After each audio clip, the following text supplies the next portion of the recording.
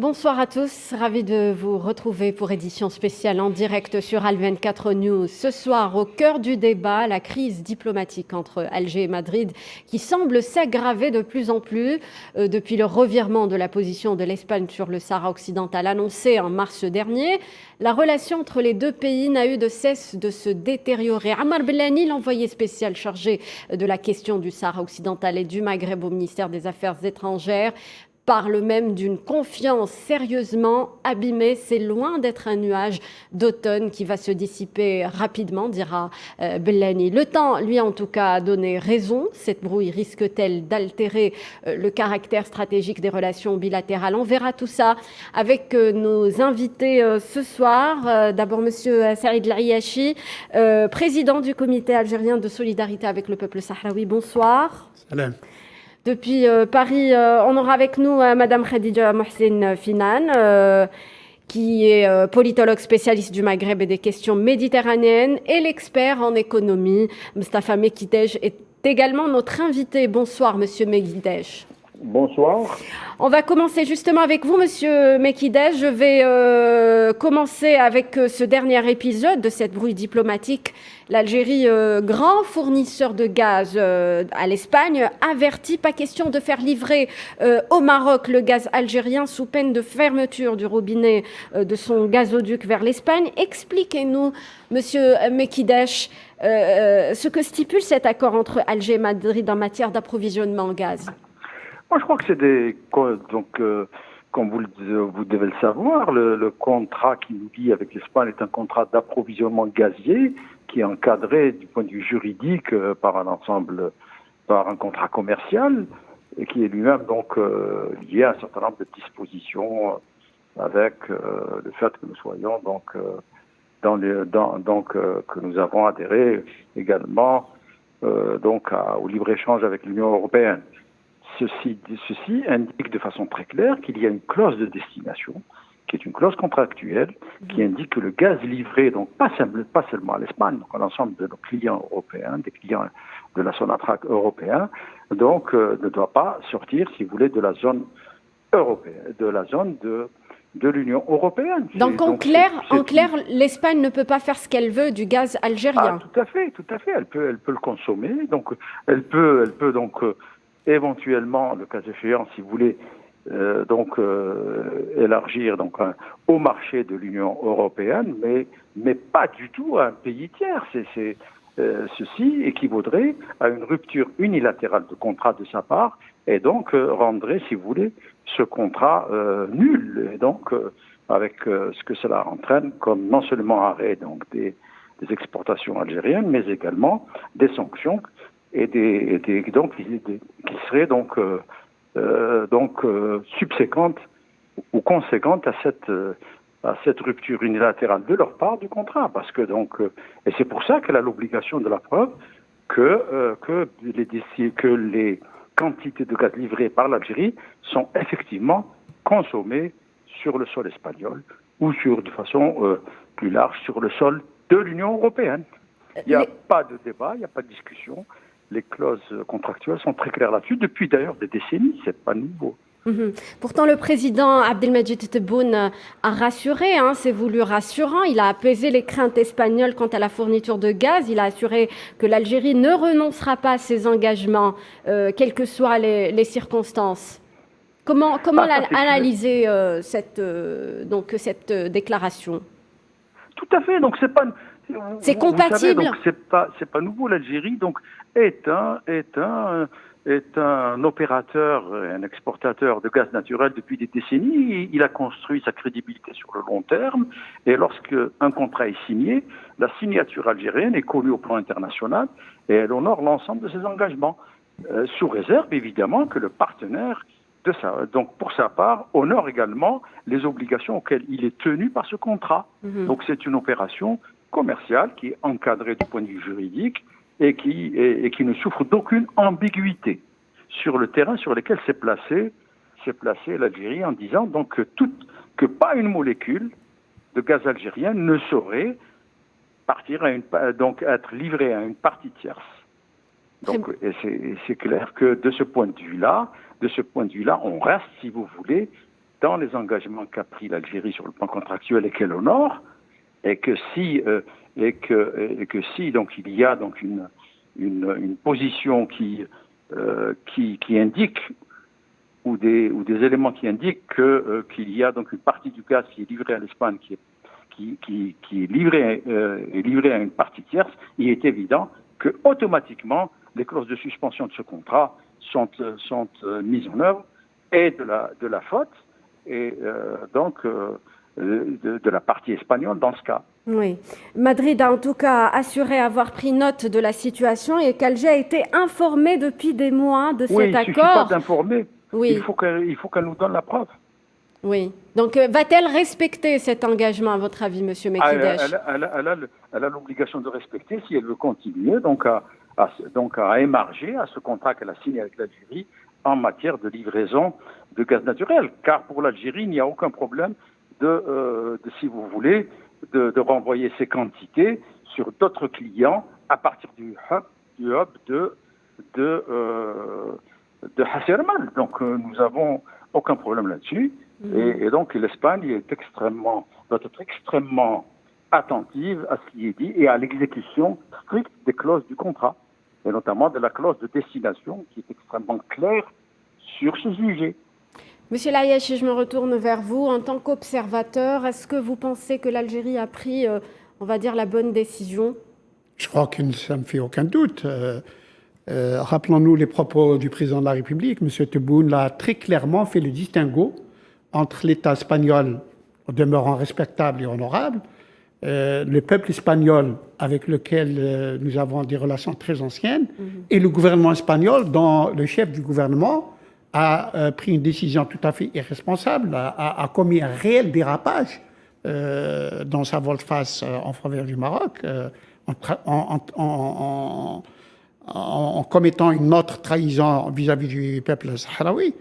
Et l'Algérie ne prend pas au premier degré cette trahison. C'est le fait que la décision espagnole vient conforter la situation du Maroc en tant qu'occupant, qui amène une résistance du peuple sahraoui tout à fait légitime et qui, par conséquent, porte atteinte à la sécurité et à la stabilité dans la région. Le peuple sahraoui a droit inaliénable à la résistance face à l'occupation marocaine. Et par conséquent, on peut considérer que l'Espagne, par cette décision, est un facteur de troubles dans la région, alors que dans ces discussions avec l'Algérie, il était question de travailler main dans la main, non seulement pour un partenariat dit stratégique d'ailleurs, mais aussi pour garantir la paix et la stabilité dans la région et travailler aussi ensemble pour trouver une solution au conflit du Sahara occidental.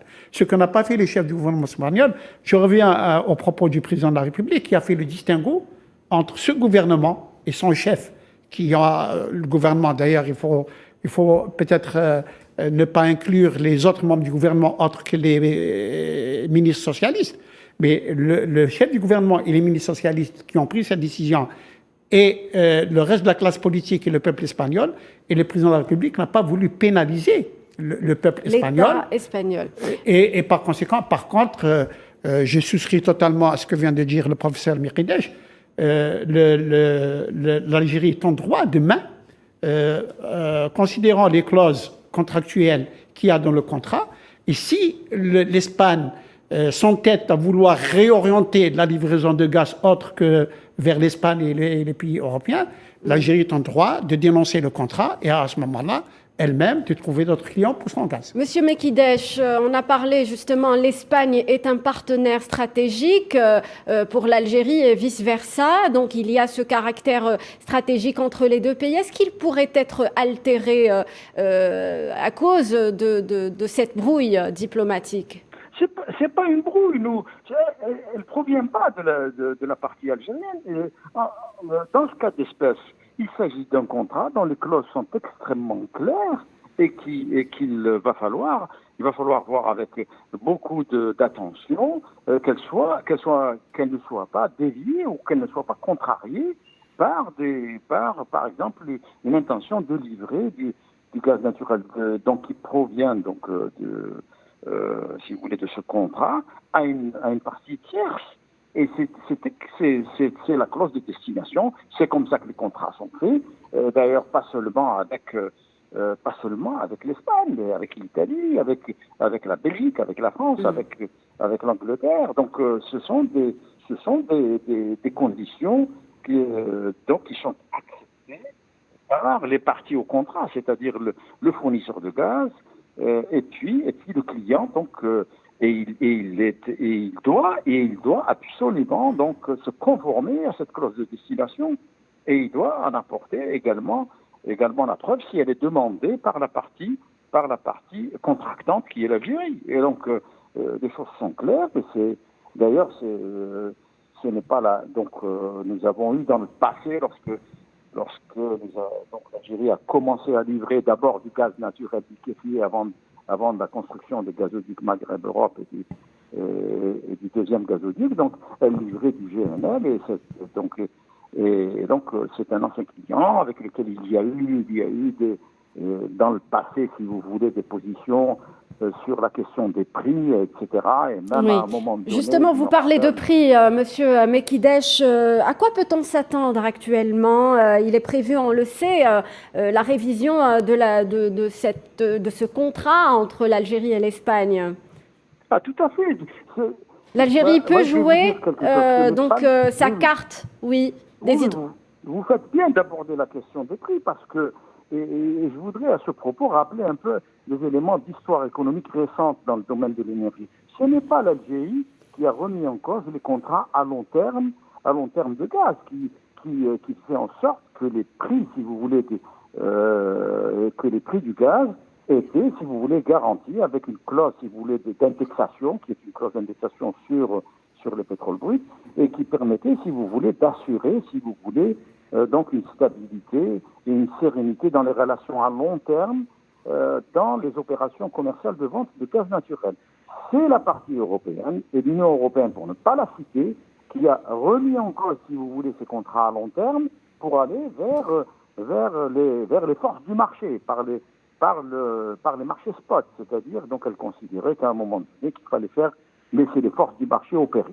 Or, elles ont opéré cette fois-ci et le marché du gaz naturel a complètement changé et il y a de nouvelles règles du jeu et donc des nouveaux prix du gaz naturel qui sont dans le marché international, que ce soit dans le marché européen, les marchés asiatiques et les marchés américains. Et donc ces changements dans le marché doivent être traduits par une approche contractuelle sur les prix et notamment une augmentation des prix vers l'Espagne. Donc c'est une occasion propice pour l'Algérie. Il faut remettre si vous voulez, contextualiser, si vous voulez, la reprise, donc les négociations actuelles en cours avec les Espagnols sur les questions de prix. Très bien. Merci, Monsieur Mekidesh, pour cet éclairage. Pour comprendre, Monsieur Saïd Ariachi. Quelque chose d'autre à ajouter. Vous savez, on exporte du gaz, mais on n'exporte pas du gaz comme on exporterait un produit agricole. Le gaz est un produit stratégique. Absolument. Et tout produit stratégique chez tous les États n'est pas géré commercialement. Il est géré aussi avec toutes ces considérations diplomatiques, politiques et autres. Et par conséquent, dans cette exportation du gaz, il n'y a pas que le côté économique. Bien sûr qu'il est important. Oui. Mais seulement notre pays l'encadre aussi avec d'autres considérations qui sont diplomatiques et politiques. En parlant des considérations diplomatiques, pour connaître un petit peu les conséquences de cette crise entre Alger et Madrid, est avec nous depuis Paris Madame Khadija Mohsin Finan. Bonsoir Madame. Bonsoir. Vous êtes politologue spécialiste du Maghreb et des questions méditerranéennes. Expliquez-nous, quelle est votre analyse de cette brouille entre Alger et Madrid ? Alors, dans cette brouille, on en connaît plus les causes que les conséquences, évidemment. Les causes sont connues, c'est-à-dire qu'aujourd'hui, l'Espagne a choisi son camp dans le conflit qui oppose les Sahraouis au Maroc. Donc, elle a emboîté le pas à d'autres pays comme les États-Unis et l'Allemagne avec une reconnaissance implicite de la souveraineté du Maroc sur le Sahara. Les conséquences, évidemment, c'est une brouille entre l'Algérie et l'Espagne qui entretenaient de bonnes relations diplomatiques, de bonnes relations au niveau économique et au niveau de l'énergie. Alors évidemment, la réaction de l'Algérie, c'est d'agir par l'arme du gaz dont a besoin à la fois l'Espagne et le Maroc. D'autant que l'Espagne comptait, et vient de le faire savoir il y a 3 jours, réapprovisionner, si vous voulez, ou approvisionner le Maroc en gaz, ou en partie, en tout cas du gaz, qu'elle reçoit à partir de l'Algérie. Alors évidemment, la réaction de l'Algérie était attendue. L'Algérie va évidemment refuser ce procédé espagnol pour affaiblir cette relation entre le Maroc et l'Espagne. Madame Khadija Finan, donc clairement, on vient d'écouter justement l'analyse de Monsieur Mekidesh qui nous expliquait que l'Espagne ne pouvait pas disposer du gaz algérien selon les clauses du contrat qui lie les 2 pays. L'Espagne ne pouvait pas disposer du gaz algérien. Moi, je ne connais pas les clauses de ce contrat, mais en tout cas, ce que vient de dire l'Algérie, c'est que l'Espagne ne peut pas exporter une partie ou la totalité de ce gaz vers le Maroc. Mais moi, j'ai cru comprendre que l'Algérie allait tenir ses engagements par ailleurs vis-à-vis de l'Espagne et vis-à-vis de l'Union européenne. Parlons à présent de ce revirement de position de l'Espagne.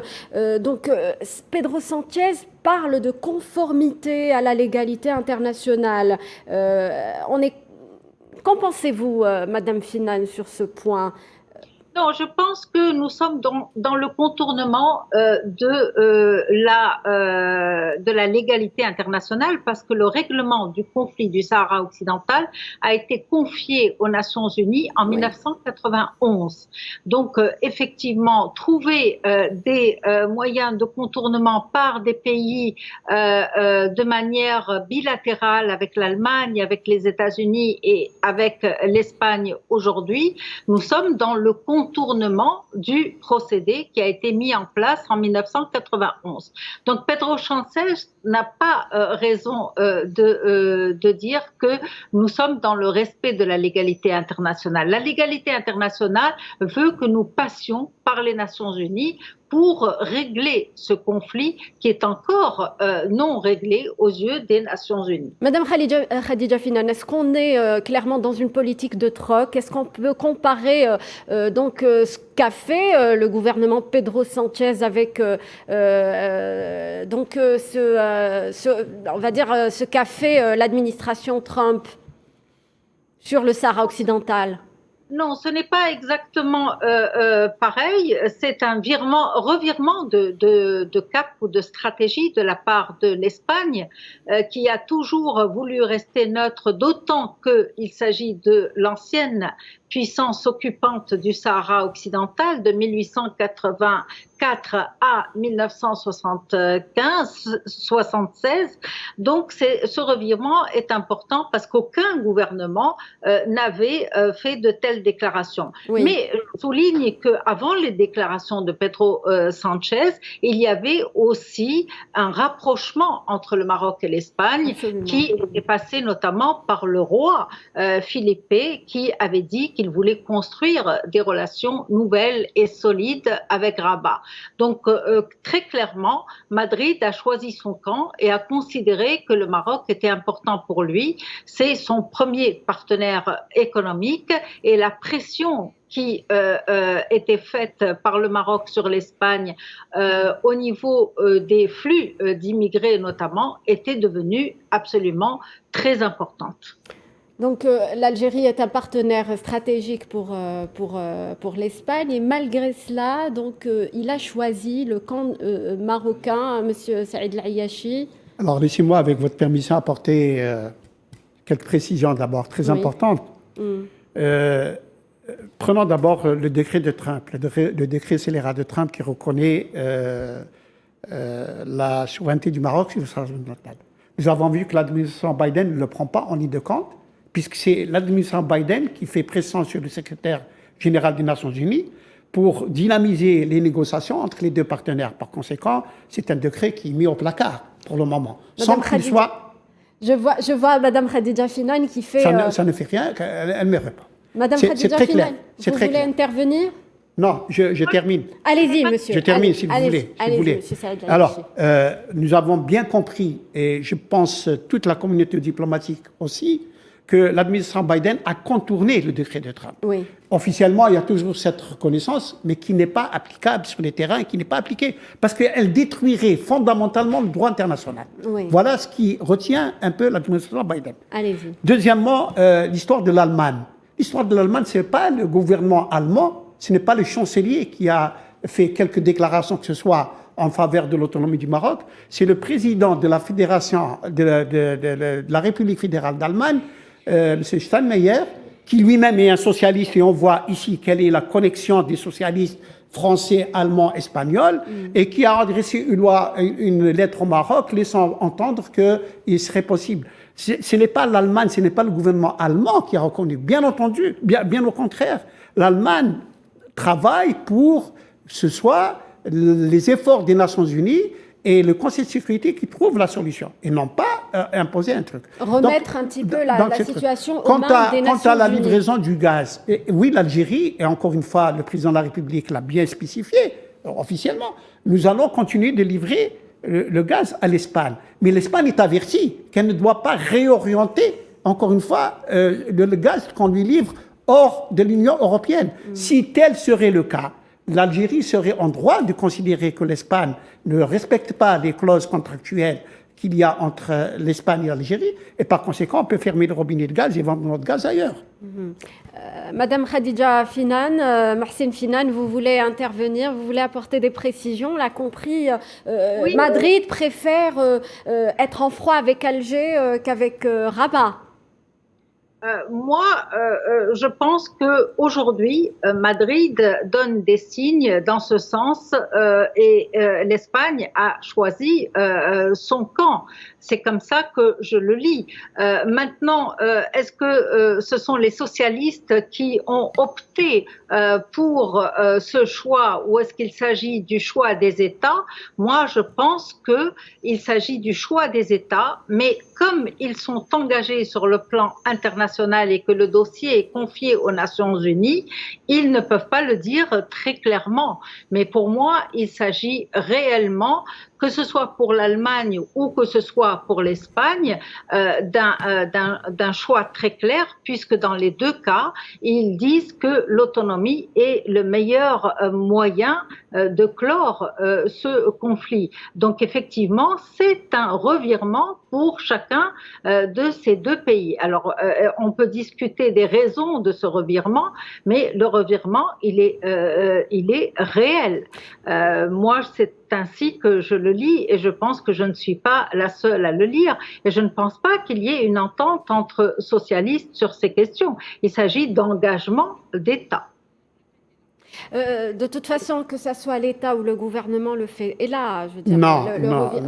Je crois qu'il y a une lecture très objective qu'il faut faire de cela. Le gouvernement espagnol est en droit de prendre des décisions, si tel est son souhait. Mais connaissant, je suis de ceux qui pensent que les jours de M. Pedro Sanchez à la tête du gouvernement espagnol sont comptés. Oui. Il a toute la classe politique, hormis Absolument. le Parti socialiste. Oui. Il a 85% du peuple espagnol qui est contre lui. Il a l'histoire contre lui. Il a le droit international contre lui.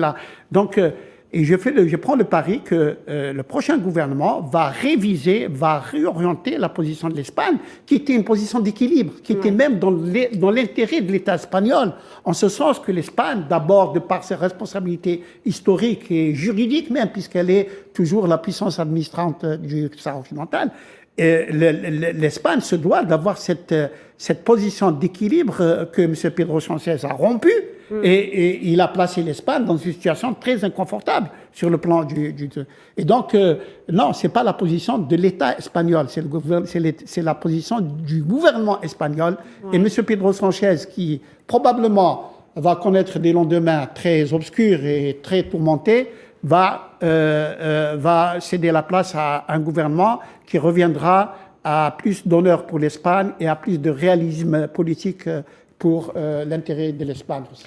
Qu'en pensez-vous, Madame Khadija Massine Finan, sur ce point? Il est vrai que donc, ce revirement de Sanchez a attiré les foudres de la classe politique et de l'opinion publique en Espagne. C'est un pari risqué pour le gouvernement Sanchez. C'est un gouvernement risqué, mais d'une part, la position n'a pas été démentie, c'est-à-dire que sur la forme, effectivement,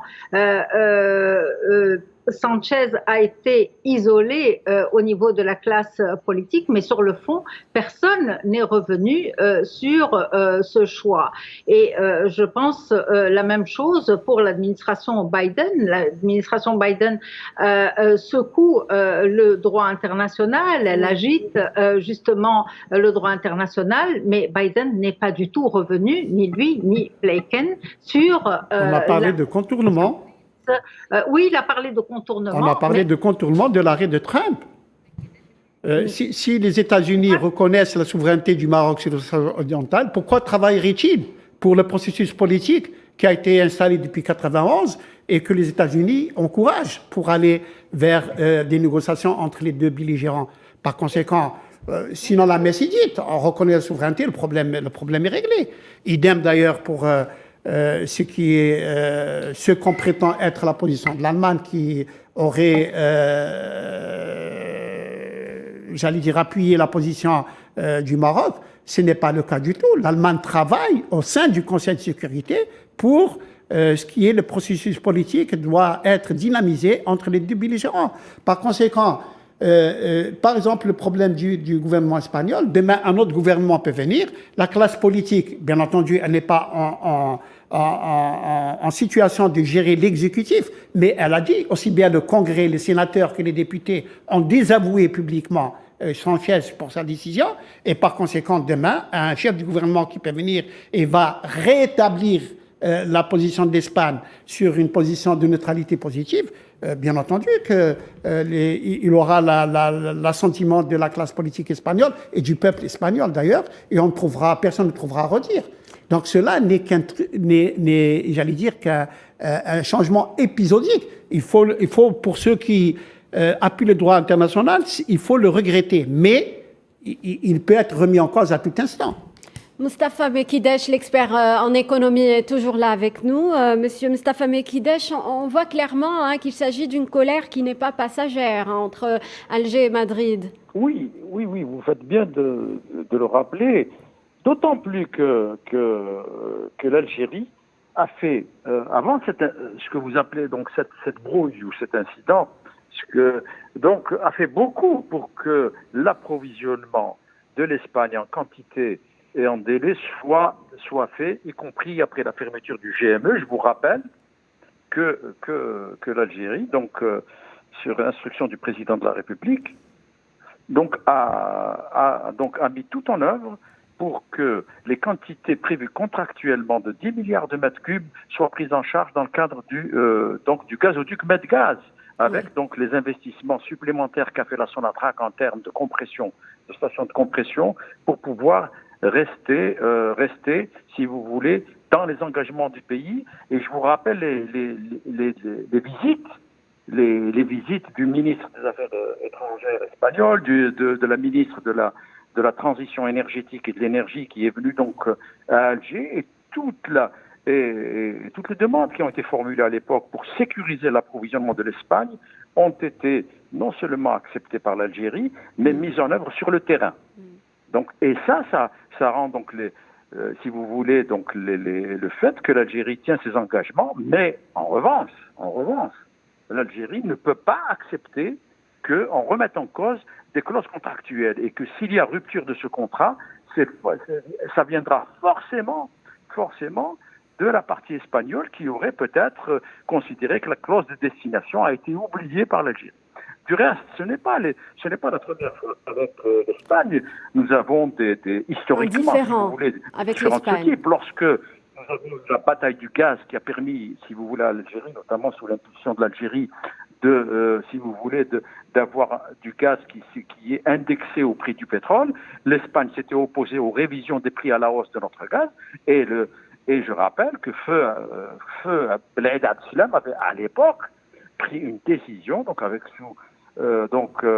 disant que finalement on a arrêté toute importation de produits et de biens de services de l'Espagne, et puis ensuite c'est rentré dans l'ordre parce que l'Espagne devait également se conformer au nouveau rapport de force qui s'est instauré dans le domaine du marché du gaz et à la nouvelle indexation qu'elle avait refusée au départ. Ceci, il y a plusieurs décennies de cela. Donc, de ce point de vue-là, l'Algérie a l'expérience, la pratique, à la fois de la gestion de ces engagements, mais également ses intérêts. De remettre si vous voulez, de recadrer un certain nombre de clients lorsqu'ils sortent, si vous voulez, de la légalité contractuelle, notamment dans l'énergie. Et ça, je pense que l'Espagne le sait, et que donc le fait que les assurances, suite au message émis par notre ministre de l'énergie pour dire pas une molécule de gaz à une partie tierce, ceci non seulement doit être respecté, mais doit être prouvé par la partie espagnole. C'est cela les règles, si vous voulez, puisque en fonction selon les règles, si vous voulez, contractuelles et le droit des contrats, c'est ce qu'il dit, c'est ce que l'Algérie, à mon avis, donc veillera à ce que ça soit sur le terrain mis en œuvre. C'est ce qu'il faut comprendre lorsque le président de la République dit nous nous engageons à ce que nos engagements contractuels soient respectés et nous approvisionnons en Espagne, sous réserve qu'elle respecte les engagements auxquels elle a souscrit elle-même. Très bien. Donc, Saïd Layachi, si l'on comprend bien, les intérêts politiques sont imbriqués dans les intérêts économiques quand il s'agit de cette relation. C'est clair, je pense même, c'est le fondement même des relations internationales, ce sont les intérêts économiques. Quant à le fait que Pedro Sanchez, et je parle de Pedro Sanchez et son gouvernement, pour ne pas dire que son clan socialiste, ait choisi le Maroc comme étant le partenaire privilégié sur la rive sud de la Méditerranée, c'est bien entendu encore une autre erreur du gouvernement espagnol. Tout le monde s'accorde à dire que le gouvernement, le pays pivot de la rive sud de la Méditerranée est l'Algérie. Mais maintenant, les choses commencent à remonter à la surface et on sait que Pedro Sanchez a pris cette décision de choisir le camp marocain parce qu'il y a une convergence d'intérêts particuliers, en l'occurrence un institut que dirige Madame Sanchez et qui est chargé de la formation de tous les cadres supérieurs marocains avec contrat à l'appui pendant des années et qui représente des millions d'euros pour l'institut que dirige Madame Sanchez. Et donc on voit qu'ici, encore une fois, c'est l'expertise marocaine en matière de corruption et en matière de pression qui a joué et qui a fait plier M. Sanchez.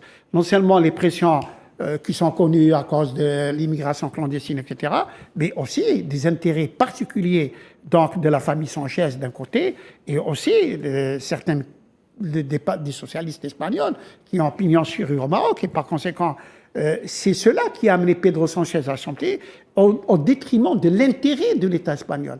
L'intérêt de l'État espagnol, c'est le partenaire stratégique. C'est les Espagnols eux-mêmes qui le disaient il y a à peine 2 mois et demi. Nous avons confiance en le gouvernement algérien. Le gouvernement algérien est formé de gens sérieux et nous avons un partenaire stratégique. Il le disait déjà en fin janvier 2022.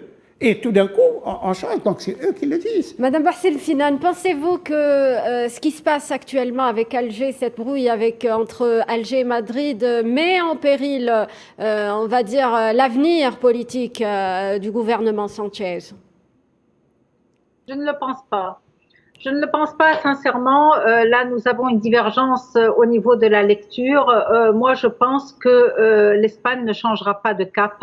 Et d'ailleurs, la déclaration de Sanchez, elle était précédée par plusieurs événements ou éléments qui indiquaient qu'on allait vers cette reconnaissance, que ce soit le limogeage de l'ancienne ministre des Affaires étrangères, Madame González Laya, ou les déclarations déclaration du roi Philippe. Je pense que c'est une décision qui a été mûrie de la part de Madrid et que on y est allé par étapes. Je ne pense pas du tout qu'il s'agisse d'intérêts d'une famille politique ou d'une famille avec les intérêts de Madame Sanchez. Moi, j'ai une autre lecture et je pense que effectivement aujourd'hui, les relations internationales n'obéissent plus uniquement au droit international. On peut le regretter et je le regrette, mais les faits nous montrent que nous sommes dans le contournement du droit international et dans la politique du fait accompli, mais que c'est ainsi que les relations internationales s'écrivent aujourd'hui, pas uniquement au niveau de la région, mais plus largement au niveau international. Malgré le rejet de la classe politique, malgré on va dire tout ce qui se passe actuellement sur le plan interne, Monsieur Layachi? M. Sanchez porte la responsabilité de sa décision, bien entendu. L'Espagne est un grand pays qui a ses mécanismes politiques. On va pas, mais il a été publiquement désavoué par le Sénat, par les députés. Absolument. C'est quand même la représentation nationale. On ne peut pas le nier. Ça s'est fait publiquement à une majorité significative. Et je ne parle pas du peuple espagnol qui, lui, a carrément, de façon massive, désavoué M. Sanchez, les syndicats espagnols. Et donc, par conséquent, le chef du gouvernement espagnol a pris une décision. Ce n'est pas le Coran. Demain, un autre chef du gouvernement peut venir et rétablir, d'autant plus que cette décision est tout à fait pénalisante pour l'Espagne, sur le plan d'abord de l'honneur, de sa trajectoire historique, de sa responsabilité politique, de sa responsabilité juridique. Donc tout ça, il faut corriger et le prochain chef du gouvernement qui va venir va corriger à n'en pas douter cette position qui est une position d'équilibre dans le truc. Pourquoi voulez-vous que quelqu'un qui est dans un confort d'équilibre aille chercher une position où il s'attire les foudres d'un autre partenaire qu'il qualifie de stratégique tel que l'Algérie? Parce qu'encore une fois, les problèmes, les remous dans les relations entre l'Algérie et l'Espagne ne font que commencer. Oui. Ce n'est que le début. Et ce n'est pas la première fois. Hein, ce n'est pas la première fois, mais ils ne font que commencer. Oui. Et donc, maintenant, il va y avoir des révisions dans des contrats, il va y avoir, j'allais dire, des obstacles à des contrats, il va y avoir... Bref, il va y avoir des turbulences très fortes dans les relations entre l'Espagne et l'Algérie. Et vous verrez le résultat sur la politique régionale de l'Espagne. Donc... moi, je prends le pari que M. Sanchez, quand il partira, va laisser la place à quelqu'un qui va absolument réviser cette situation. Très bien. De toute façon, Pedro Sanchez se retrouve dans une situation difficile. Intenable. Tout à fait intenable. Il est au cœur d'une enquête judiciaire qui peut d'autant plus que son gouvernement, du point de vue truc, est minoritaire. Oui. Et il a pas seulement la gauche radicale espagnole qui est contre lui pour des morts et autres, il a également le parti, le PPE, c'est-à-dire la droite espagnole, qui, elle, s'arc-boute sur le droit international. Et je n'en veux pour preuve que le Parlement espagnol qui s'est prononcé, c'est quand même la représentation politique nationale. Et je ne parle pas encore une fois du peuple espagnol. Par conséquent, M. Sanchez, c'est tout simplement fourvoyé dans une impasse qui ne le mènera pas loin. Et pour expliquer, M. Sanchez n'est pas tombé dans la dernière pluie, c'est un politique. Oui. Le fait de se fourvoyer dans cette impasse, c'est qu'il y a eu quelque chose qui l'a amené pour le faire. D'où donc toutes ces combines et ces magouilles familiales d'une part, oui. et je n'ai pas parlé de Pegasus en Catalogne, où les députés catalans lui reprochent de les avoir fait espionner par les Marocains grâce au logiciel Pegasus fourni par Israël. Et la chose étant facilitée par Pedro Sanchez lui-même. Alors après tout cela, à quoi peut-on s'attendre après cet alignement de l'Espagne sur la position du Maroc, sur le plan, dans toute la région, Madame Mohsin Finan? On peut s'attendre à une aggravation de la crise entre Alger et Madrid, mais je crois qu'aucun des deux pays ne souhaite la rupture des relations diplomatiques. Elle aurait des conséquences non seulement stratégiques, mais également économiques. Et je pense que ça isolerait certains pays. Je pense que et on n'avancerait pas du tout dans le règlement du conflit du Sahara occidental. Oui. Moi, je pense au contraire qu'il faut dépasser les brouilles et chercher un moyen de régler cette question pendante qui pèse sur le Maghreb dans sa globalité, mais qui pèse aujourd'hui sur toute la région, c'est-à-dire le nord et le sud de la Méditerranée occidentale. Je crois que c'est ainsi qu'il faut poser les problèmes. Il faut régler cette question et non pas trouver plus de partenaires, plus d'alliés. La notion même d'alliance a changé et on l'a vu avec la guerre en Ukraine. Les alliés ne sont plus des alliés définitifs et les alliances ne portent plus sur un partage de valeurs.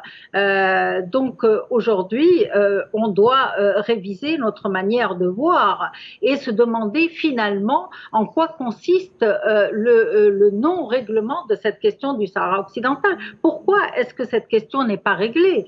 Est-ce que la puissance d'un pays continue à résider dans son territoire? Est-ce qu'elle continue à résider dans la victoire totale qu'on peut avoir dans un conflit? Je pense qu'il faut s'interroger sur le non-règlement de cette question qui est d'ailleurs très difficile à vivre à la fois pour les Sahraouis, pour les Maghrébins et aujourd'hui pour l'ensemble de la région. Oui, n'est-ce pas un échec de l'ONU dans l'organisation d'un référendum au Sahara occidental? On ne peut pas parler d'échec puisque de toute façon, j'allais dire, le livre n'est pas fermé, le dossier n'est pas clos. On peut parler d'inaction de l'ONU, on peut parler de lenteur de l'ONU, on peut parler d'inertie de l'ONU peut-être. On a vu comment, d'ailleurs, c'était à la suite de beaucoup de manœuvres dilatoires de la part du Maroc et ses soutiens. Mais il y a au moins un point d'accord avec votre invité de Paris, c'est qu'il faut régler ce problème. Alors, il faut se régler ce problème sur quelle base? Sur la base du droit international. Le droit international est très clair. Il faut accorder au peuple sahraoui la possibilité de se prononcer sur son destin à travers un référendum. C'est ce que demandent les Sahraouis, c'est ce que recommande la communauté internationale, c'est ce que recommandent toutes les résolutions des Nations Unies quand on parle d'autodétermination. On ne parle pas d'autonomie parce que l'autonomie n'est pas prévue dans le droit international. Et d'ailleurs, de quel droit le Maroc pourrait-il donner l'autonomie au Sahara occidental? Est-ce que le Sahara occidental fait partie du Maroc? On ne donne l'autonomie qu'à une région qui fait partie de son propre territoire. On ne donne pas l'autonomie à un pays, à une région qui ne fait pas partie de son territoire. De quel droit le Maroc peut-il donner l'autonomie aux Sahraouis? Par contre, les Sahraouis ont été bons princes. Ils ont dit, nous allons inclure la question de l'autonomie dans le référendum. Est-ce que vous, les Sahraouis, vous voulez être indépendants, vous voulez être autonomes ou vous voulez être annexés au Maroc? Et le Maroc, pourquoi il n'accepterait pas à ce moment? Si les Sahraouis veulent être... C'est à eux de choisir librement leur destin. S'ils veulent être autonomes dans le cadre du Maroc, ils vont le dire. Pourquoi le Maroc refuserait-il? Pourquoi d'autorité le Maroc donnerait-il l'autonomie à un territoire qui n'est pas le sien? C'est non juridique. C'est tout à fait non conforme au droit international. Et donc, si on règle le problème selon le droit international, c'est l'organisation du référendum. Oui. Le référendum d'autodétermination, qui d'ailleurs est reconnu. Le cessez-le-feu en 1991 a été signé sur cette base, organisant un référendum. La MINURSO existe pour cela. Oui. MINURSO, Mission internationale des Nations Unies pour le référendum au Sahara occidental. Son acronyme le dit en toutes lettres. Et donc, il n'y a rien à discuter là-dessus. Madame Mohsen Finan, sur ce point, sur le respect du droit international par tous ces pays qui ont choisi le camp marocain. Écoutez, si vous interrogez un chercheur ou un universitaire, il va vous dire qu'il est favorable au droit international. Le problème, c'est que nous observons les faits et que depuis plusieurs décennies, 5 décennies maintenant, le droit international n'a pas réglé cette question. Si le droit international devait la régler par l'organisation d'un référendum d'autodétermination, ça se serait déjà fait. Le problème, c'est que le droit ne règle pas tous les conflits et on le sait.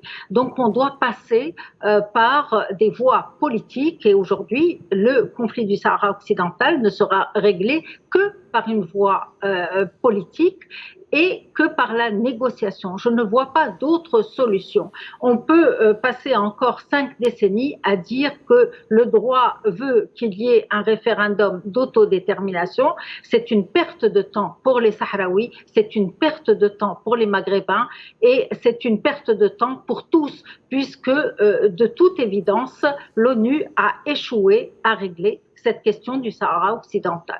Vous parlez d'échec, monsieur Saïd El Ariachi. Évidemment que non. Évidemment que non. L'ONU ne peut pas échouer. L'ONU, encore une fois, j'allais dire à un rythme qui est le sien, qui est d'ailleurs imprimé par certaines manœuvres. On peut donner une chance à Di Mistura, qui est mais il est en charge de ce dossier. Oui. C'est quand même de grandes puissances qui poussent à la recherche d'une solution qui soit conforme au droit international. Quand votre invité parle de voies politiques qui contournent le droit international, c'est un euphémisme qui veut dire tout simplement qu'on veut imposer à un peuple qui résiste, un peuple dont l'existence est reconnue internationalement, on veut lui imposer une solution à laquelle il n'adhère pas. Mais c'est une situation tout à fait ubuesque, c'est du Kafka. Il faut absolument accorder à ce peuple sahraoui dont l'existence est reconnue internationalement. Mais monsieur Saïd El Ariachi, le fait que des pays membres du Conseil de sécurité s'alignent, on va dire, ou choisissent de soutenir la France, non madame, l'Espagne. Non madame, la France n'a jamais parlé d'autonomie. La France parle d'autodétermination. Elle soutient le Maroc, évidemment en sous-main, mais en tant que parce que le problème est celui-là. Le problème sur le plan juridique, il est clair comme l'eau de roche. Le Sahara occidental est catalogué comme pays non autonome, comme territoire non autonome sur les tablettes de l'ONU. Et la Charte des Nations Unies dit que tous les pays non autonomes ont le droit à un référendum de détermination. Oui. C'est 1 et 2, c'est tout. Et la France dit, bon, on applique. Maintenant, en sous-main. C'est les Sahraouis eux-mêmes qui le disent. En sous-main, elle appuie le Maroc pour des raisons dont on a parlé d'intérêt politique, etc. C'est très long à développer. Mais sauf si on veut dynamiter le droit international. À ce moment-là, il faut qu'on le dise. Sauf si on veut commettre un génocide contre le peuple sahraoui. C'est-à-dire, on lui refuse le droit à la résistance. Le peuple sahraoui est déterminé. Il est d'ailleurs en guerre. Il est tout à fait en intifada dans les territoires occupés. Et sauf à le génocider, sauf à l'exterminer, le peuple sahraoui continuera de réclamer ses droits. Il ne veut autre chose que son droit à s'exprimer. Qui peut le refuser? C'est peut-être pour le moment encore la quadrature du cercle, mais en tout cas, les Sahraouis s'arc-boutent sur leurs droits et ils ne sont pas seuls. Il y a 84 pays qui les accompagnent. Oui. Et donc n'enterrons pas la peau de l'ours. Pourquoi voulez-vous tout de suite enterrer le dur et dire non, les relations internationales sont un truc, etc. Et c'est le droit? Non. Ouais. Il y a un principe de droit, sauf que demain la communauté internationale dise on ne reconnaît plus le droit international. À ce moment-là, attention, les relations internationales vont se trouver totalement bouleversées. Et à ce moment-là, c'est la loi du plus fort. Alors vous êtes en tout cas d'accord sur un point, ce revirement de l'Espagne sur la question du Sahara occidental qui n'est pas profitable aux deux pays. Madame, l'Algérie et l'Espagne. Oui, moi je pense que ni Alger ni Madrid ne veulent aller plus loin dans cette brouille et aller jusqu'à la rupture des relations diplomatiques. Je pense que les deux pays auraient beaucoup à perdre, comme je vous le disais, sur le plan des relations économiques, des relations stratégiques. Et je pense qu'il faut éviter cela à tout prix. Maintenant, sur le conflit du Sahara occidental, on est d'accord sur le constat, Monsieur Ariachi et moi, mais sur les voies qui conduiraient jusqu'à sa résolution, là, nous ne sommes plus d'accord parce que je crois que on a beaucoup attendu des Nations Unies, que rien n'est venu et que, en tout cas, la communauté internationale a échoué à organiser ce référendum. Donc, il faut partir à partir de ce constat pour chercher d'autres moyens de le résoudre, car il faut y mettre un terme, à mon avis, et ça risque effectivement, on risque d'être dans une escalade qui pourrait aller jusqu'à une rupture plus importante entre des pays de cette région, dont l'Espagne et l'Algérie. Oui. Monsieur L'Ayachi. Oui, alors, avec Madame Sinane, je suis encore en désaccord, désolé, malgré toute la sympathie qu'elle inspire. On ne peut pas dire que, encore une fois, la communauté internationale a échoué. Le dossier est sur la table. M. de Mistura vient à peine de commencer une mission d'intermédiation entre les deux belligérants. Donc, on ne peut pas parler d'échec. On peut, encore une fois, dire, je l'ai dit, de lenteur, on en a parlé. Et donc, et puis, pour ce qui est des relations entre l'Espagne et l'Algérie, moi, je prends le pari avec Mme Sinane que ce n'est le début, ce sont les débuts seulement des réactions algériennes, très mesurées et très équilibrées. Encore une fois, le président l'a très bien dit, nous ne pénalisons pas le peuple espagnol, nous continuons à dériver de gaz, mais attention, le gaz doit aller là où il doit aller. C'est très important. Maintenant, quant aux autres réactions, elles sont à venir. Elles sont à venir. Les contrats, les équilibres. Oui, justement, je ne sais pas si M. Mekidash est toujours avec nous. Les relations entre l'Espagne et l'Algérie vont être tout simplement déclassées. Monsieur Mekidash. Oui, Monsieur Mekidash, mes deux invités disent que la crise pourrait dégénérer. Est-ce qu'on peut s'attendre à ce que les contrats soient carrément rompus? Oui. Je tiens tout d'abord à marquer mon accord avec M. L'Ayachi sur les analyses qui développent et le contexte international et les éléments d'analyse, notamment dans le droit international qu'il a évoqués et qui sont fondamentaux. Un peuple qui veut la libération se battra jusqu'au dernier survivant pour pouvoir obtenir ses droits. Ça, l'Algérie y connaît quelque chose avec notre révolution de novembre. C'est le premier point. Alors sur le reste, à perdre le plus dans ces relations. D'abord, de façon générale, je voudrais rappeler simplement que l'accord d'association entre l'Algérie et l'Union européenne, de façon générale, est asymétrique du point de vue des échanges. C'est-à-dire que donc, lorsqu'on fait le bilan de cet accord d'association, il y a beaucoup de points à revoir et je pense que l'Algérie, aura le moment venu à dire son point de vue sur cette question-là de révision de l'accord d'association pour qu'il soit moins asymétrique. Merci donc à tous mes invités d'être intervenus dans cette émission. Je remercie Madame Khadija Mohsin Finan, qui est politologue spécialiste du Maghreb et des questions méditerranéennes. Merci Madame.